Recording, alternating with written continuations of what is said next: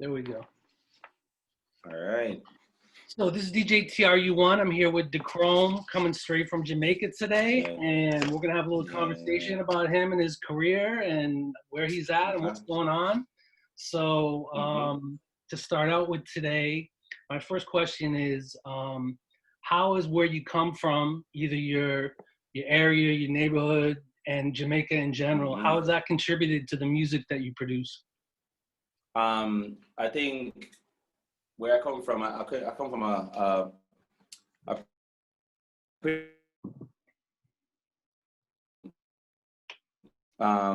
it's called Longswell Park, and pretty much close knit housing, right? So that kind of contributed to like a real social kind of thing. I have a lot of friends in my community and outside of the community. So when I decided to like really take on the music as a full time and even had as a hobby coming up, it was really convenient because I had a lot of fan base to help me push the music. Whether at that time the internet and WhatsApp and like these social platforms were not so hot, so Mm-hmm. it was more like even like word of mouth. Hey, he build beats, he makes rhythms and he's voicing people and actually trying to promote stuff. So it kind of the area kind of facilitated that because it was so close. I was living so far from people that across the street. I got like 10 people, right? So definitely the community on a whole helped because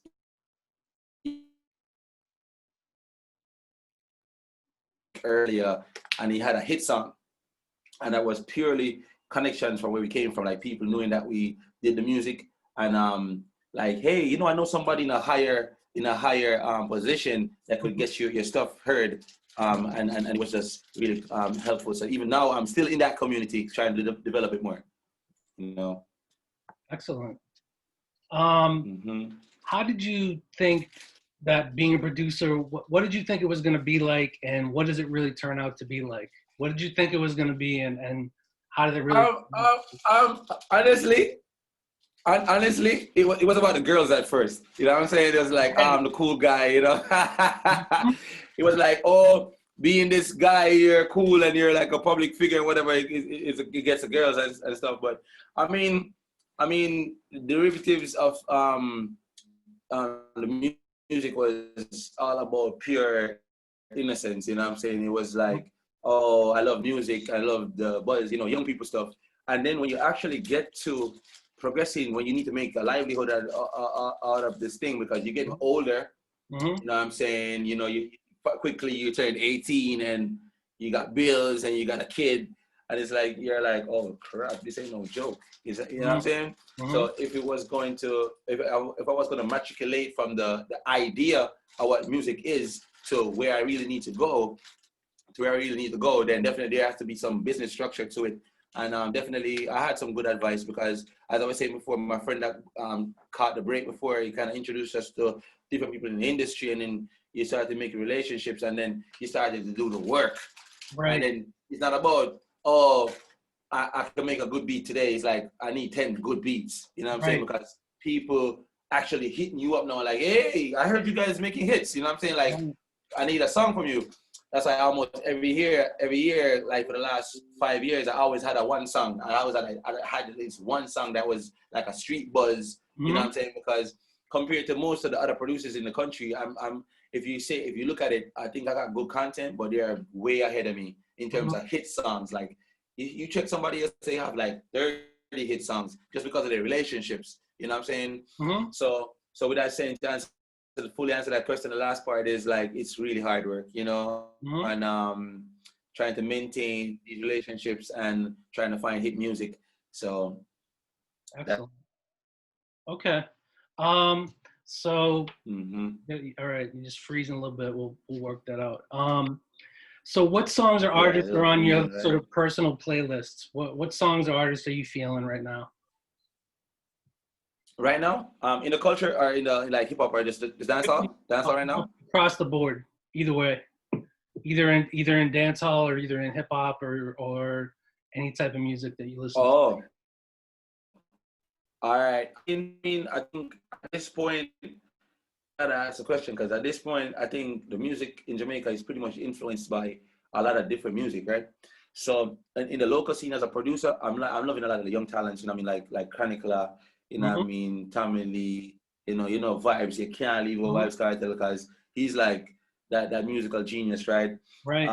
You have like Shensi, you have like Jada Kingdom as some Mm-hmm. female, Stark Ashley. You have some young artists right now that are Mm-hmm. really getting it in. You know what I mean? And you have some people on the upcome that probably you wouldn't know because I know you're trying to dive into the culture. Right. But in the US scene, you know, the baby, you Mm-hmm. know, definitely Drake. Mm-hmm. Come on, like if you don't say Drake, then Are you cool with Drake they, sort of? Are you cool with his sort of oh, appropriation of dancehall culture? Are you cool with that? listen, I think everybody is being crazy about the culture vulture thing, but I mean, like, I think if you're willing to do a hybrid and you pick my culture, Mm-hmm. man, I'm with you, man. There's a Okay. lot of eyes on on that guy, bro. Right. You know what Right. I'm saying? Right. So that's value added right there without even asking, you know? Okay. Yeah. All right. Well, let me ask Mm-hmm. you then. Talking about either the present or the past, Mm-hmm. who right now or who Mm-hmm. have been your favorite producers or your favorite rhythms or things like that? Oh What are crap. some? Give me some info. Let me just say for the old school, I would definitely go with like Dave Kelly. Cause Okay. you see that pattern, that the drum pattern, Mm-hmm. it's crazy. Then you had like Lenky. Lenky had this one beat that could never get me stop playing because there was a Wayne Wonder on it, like never holding back. You know, Dual rhythm. Yep. Yeah, Dual rhythm was like my rhythm coming up. Really. Most of Tony Kelly and Dave Kelly stuff was always programmed for success, like how they play their drum patterns and stuff. Mm-hmm. Then definitely Dave Kelly. If I'm really to dive into a lot of other old like Bounty Killer stuff, like you Mm-hmm. don't know, King Jamism was always like the sound, you know what I mean? Like some names would never miss you. You have like Bobby Digital as well, you know what I mean? Mm-hmm. It's like you have Dr. Dre for the crispy drums and whatever. That Yep. was like a that was like um a good thing from him. So with that said, I think I love a lot of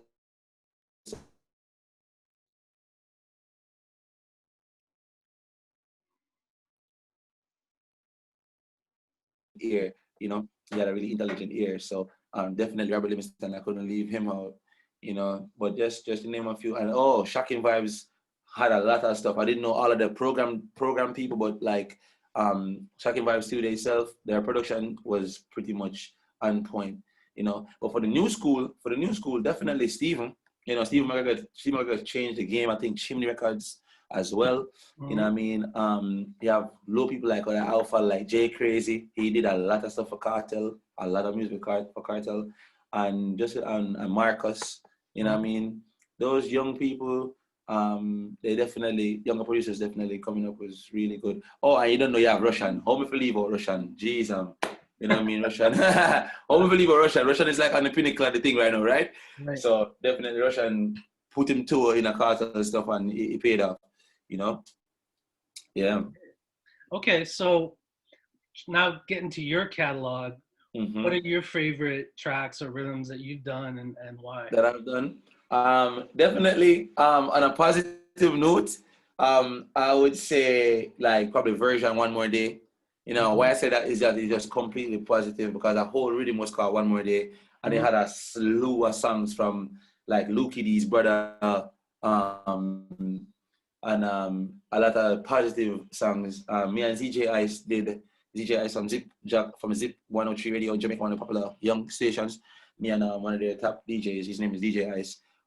We did this rhythm called Wise Up as well, Mm-hmm. which Jamil had a good run on that one version as well, and Jim Ladden and Ladden had a good song. But for the street stuff, I think you should be familiar with Tommy Lee.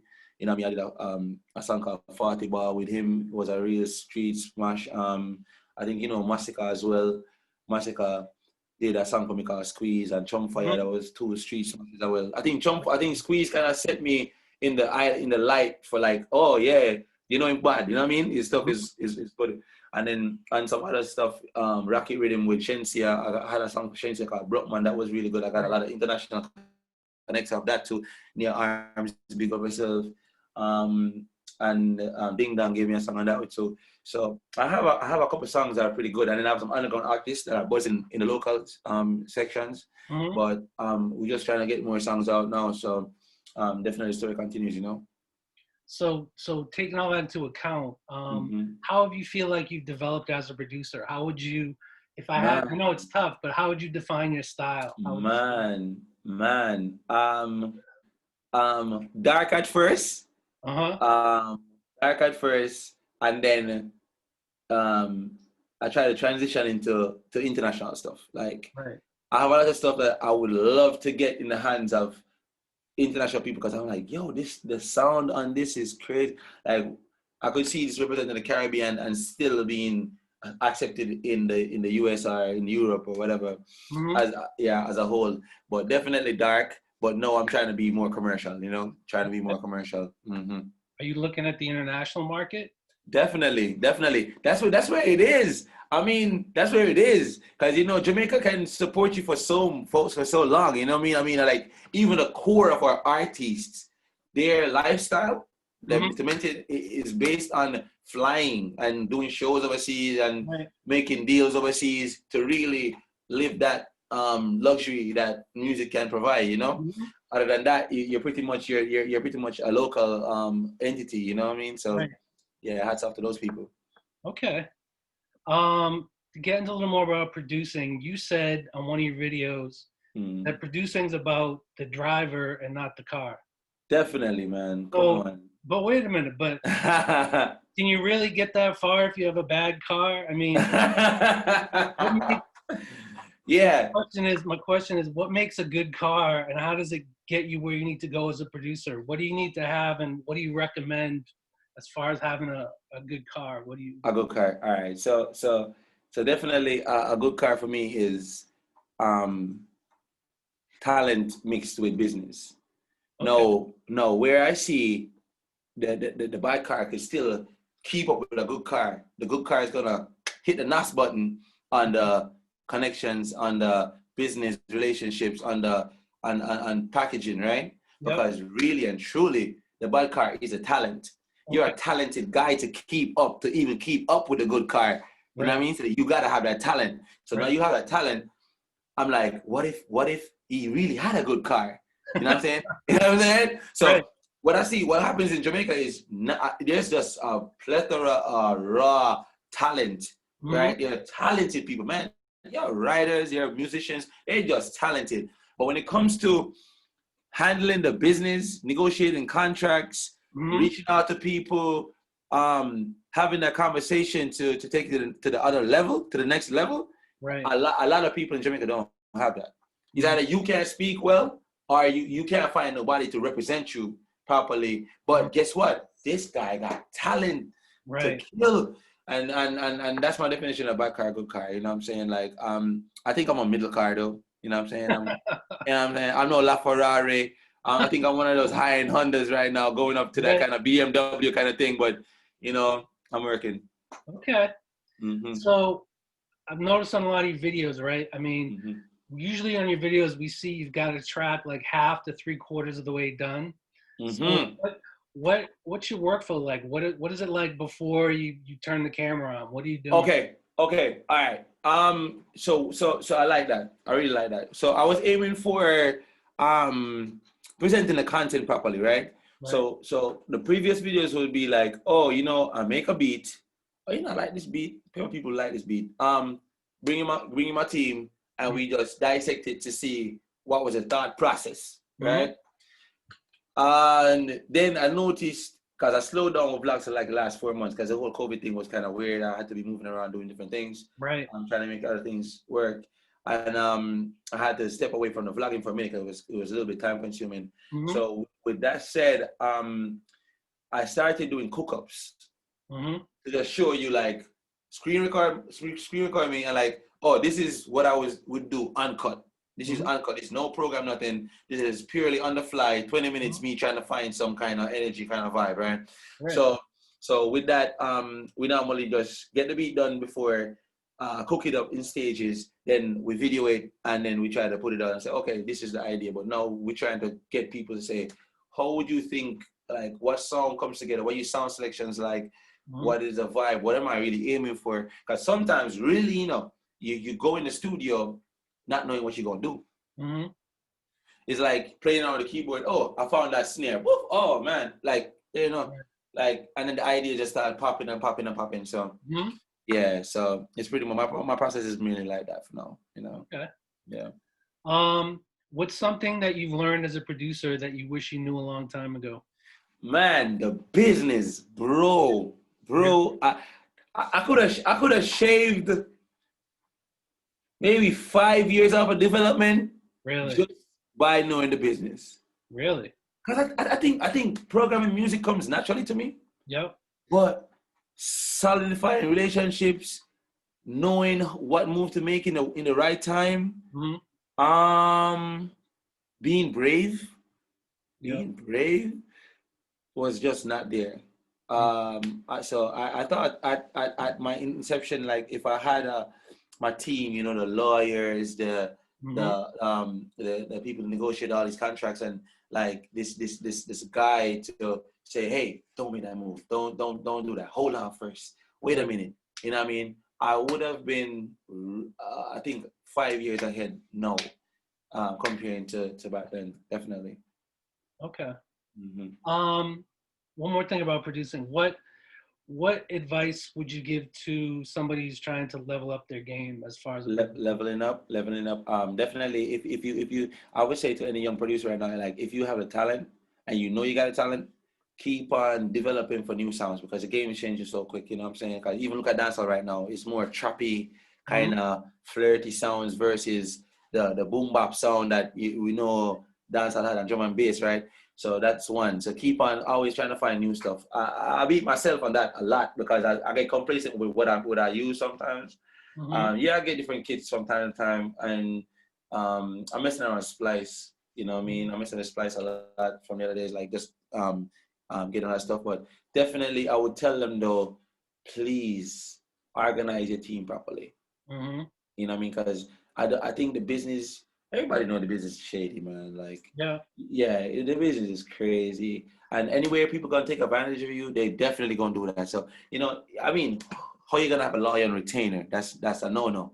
But at the end of the day, let's even try to understand the lingo of the business. You know what I mean? What's work for hire? What is work for hire? You know what I'm saying?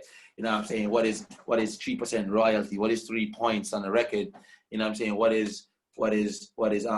I'm going to exploit you in the musical sense, you know what I'm saying? So just jargons, just to understand when people talking to you, and if you can level up real quick, try to get somebody on your legal side, you know what I'm saying? Try to get somebody to negotiate for you, and don't talk for yourself sometimes, unless you can.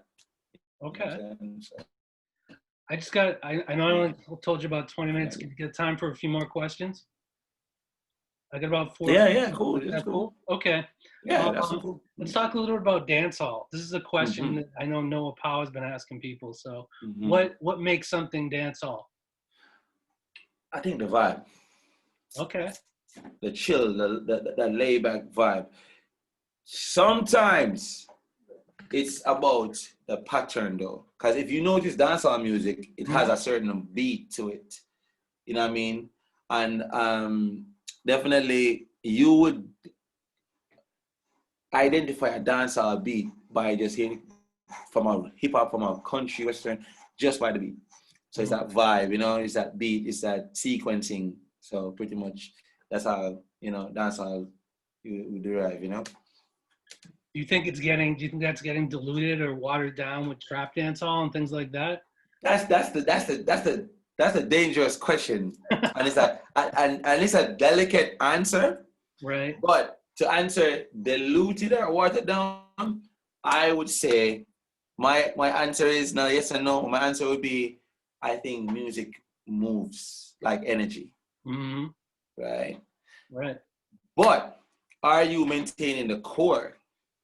Okay. You know what I'm saying? Yep. are you maintaining the core of this music? No, that's trying to answer your question. So if you're not maintaining the core of the music, then it will be diluting it. If you're maintaining the core, then I think it's perfectly fine.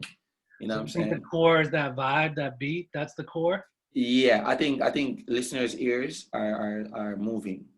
Okay. And everybody, I mean, trap is this big thing, man. I mean, all around the world. Right. And the young people these days are so into trap. It's influencing so many other music. And you're a DJ, you know this, man. Probably even country music. God damn, you have triplet hi-hats. Like, what? How does a drummer play that? How does a drummer play that live? Right? Right. Oh, Swift gonna do that. So in dancehall music, you see where I call Jamaica like a state in the U.S. It's Right. like a little U.S.A. You know what I'm saying? It's a little Miami or New York or whatever. So definitely the music is being influenced. Is it being diluted? I wouldn't say that, but it's definitely taking a turn. Okay. Trust me. Yeah. So let me ask you, what do you say to people who say that all dancehall music sounds the same? Man, that's crazy. You know why? You know what? Yeah. You listen ska. Yeah. You listen Rocksteady. Mm-hmm. And let me tell you something, bro. That is the same groove, bro. Clink, clink. R, ska, ska, ska. Da, da, da, da, da. Like, all that stuff. Nobody talks about that, though. Right. Listen, you have, like, certain beats come out, and it's the same type of groove, Right. only thing a different type of singer. You might have a guitar different or maybe a key different, but the same groove. You know what I'm saying? Mm-hmm. So yeah, I think that talk is pretty crazy though. You know what I'm saying? It's crazy. And but people just like to put a competition, but it's crazy. Yeah. Okay. So what's harder, being a producer or an artist, and why? All right. I think I look at it like this. I look at producers as coaches, and I look at artists as players. Okay. And I always said, there's this quote that says a coach will always outlast the players. It depends on the case, right? Mm-hmm. So I think each of them has their own merit, but I think being a artist is harder. Reason being, you're consistently in the public's eye and you need to entertain. Your job is entertaining. A producer can be hot this year and don't be hot next year, and comes back the third year hot. It's hard for an artist to do that. If you're hot now, you gotta be hot for 5 years. You get what I'm saying? And then you solidify that brand, and then you can live off that brand. But a producer can be hot this year, have a couple songs, take a break, skip next year, come back next year hot. Because he's kind of behind the scenes. It's like, but now producers are being more upfront though. You know what I mean? Producers are being upfront, and producers are almost being like artists these days. Nothing's wrong with that. But you still, I think, being an artist is a little bit more tough. Definitely. But yeah. So then ultimately, what do you want your legacy to be? What do you want to be your contribution to the culture? Man, if it was left up to me,